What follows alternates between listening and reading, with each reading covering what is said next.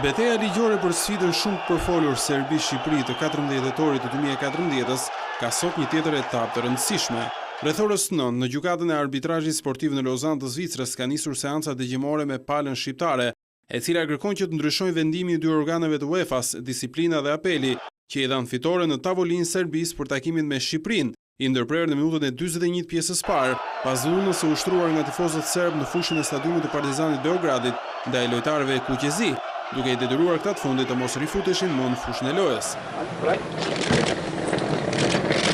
Pala mbrojtëse e Shqipërisë përfaqësohet nga një studio ligjore e huaj dhe avokati kryesor është italiani Antonio Rigozzi, i cili ka mbrojtur me sukses në këtë gjykatë emra të famshëm të sportit botror, si Runi dhe Contador. Të parat që kanë dëshmuar kanë qenë kapiteni Kuqezi Lorik Cana dhe trajneri Gianni De Biasi. Më pas, ju ka ardhur edhe radha zyrtarëve serb, duke nisur nga sekretari i përgjithshëm i federatës Zoran Laković, shefi i sigurisë në Federatën Serbe Milivoj Mirkov, shefi personelit sigurisë të policisë private në stadiumin e Beogradit dhe kapiteni i Serbisë Branislav Ivanović. Interesant është fakti që përfaqësuesi e Shqipërisë nuk pranoi të ishte prezente në seancën dëgjimore të palës serbe, një ditë më parë, ku serbët kërkuan të uhiqe penalizimi me 3 pikë në rënditje që ju dha nga komisionet e UEFA-s. Pala shqiptare do të këmbgul fort në marrjen e 3 pikëve në tavolinë, duke argumentuar me fakte, video të shumta dhe dëshmitë e ekspertëve të së drejtës ndërkombëtare, arsyet se pse në stadiumin e Beogradit nuk ishin kushtet për të luajtur një ndeshje normale, duke kundërshtuar kështu me prova raportin e gjyqtarit të ndeshjes Atkinson,